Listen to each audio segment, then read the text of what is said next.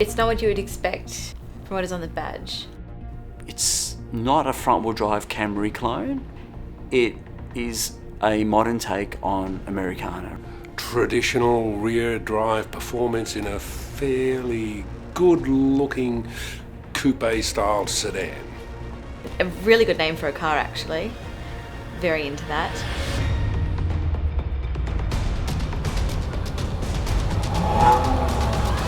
The Kia Stinger is a Kia unlike you've ever seen before. It's a statement from the brand as to what they want to achieve and a new market that they want to appeal to. It's a large car, a rear-wheel drive car, arriving at exactly the point in time that the rear drive Holden Commodore finishes production and a year after the Falcon. So, as we're losing something that Aussie enthusiasts absolutely love, Kia, of all brands, has come in and gone, here you go guys, how about this? So it's going to be really interesting to see if this car succeeds in charming those drivers, because I think it's definitely got potential to do that. Get them behind the wheel, get bums on seats, and they'll rapidly see the point. A Commodore SSV would have all sorts of trouble keeping up with the Stinger GT. It's got launch control, it's got a lovely automatic gearbox, and it just goes like the clappers. The biggest thing obviously is this car is rear-wheel drive with a fair bit of power. We're talking 270 kilowatts, but it does it quite differently to the old V8 formula. We're looking at a twin-turbo V6. It's got a heap of snot. This is a really fun engine. It goes 0 to 100 in 4.9 seconds, and that's quicker than an SS Commodore, which has a big V8 up the front. Behind the wheel, it's a very, very different animal. It is quite wild. The ESC calibration is pretty loose. We found that out on the dirt at Lang Lang. The right foot adjustability with that you can do with the power, with the back end and everything is really fun. Like, it really throws you back in your seat. You feel fast in that car. This had so much torque and so much power behind it. It was really fun to drive. It's a Kia designed to appeal to an entirely new market for the brand, people who actually care about driving.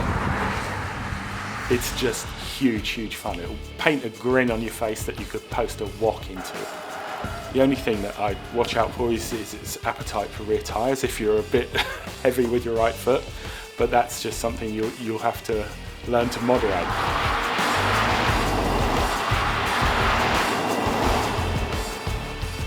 It has this real race shape as well, especially when you're driving and looking out the back. The visibility is not great, but it does make you feel like you're in something sharp and fast and enjoyable. When you look at it side on, it's got just a single horizontal swage line, but looking from the front or the back, you can see the body bulge out over those rear wheels, and I think that is really quite cool. It isn't entirely a sort of purchase that is impractical or coupe-like, because it does have that element of versatility. It's got that lift back at the rear that you can just chuck so much stuff into the car. And it's reasonably spacious. You're looking at a 5-seater car. It feels like you've got plenty of room to stretch out in the back. The front seats are lovely, generously cut, so you never feel pinched in the car. So it really has a level of driver appeal that no other sedan can offer for that money, and that base car at 49 grand is rock star. It's like a gamble because it's going into a shrinking market, but it's going into it with like quite a lot of sass and style. The thing I love most about the Kia Stinger is that you've got a car with 272 kilowatts, rear-wheel drive, and a 7-year warranty. And you don't get that anywhere else. And I just love the thought that you can buy this car and think, I'm going to beat the snot out of this for 7 years until, 2024, and then I'm going to sell it. And that's quite a joyous thing, isn't it, really?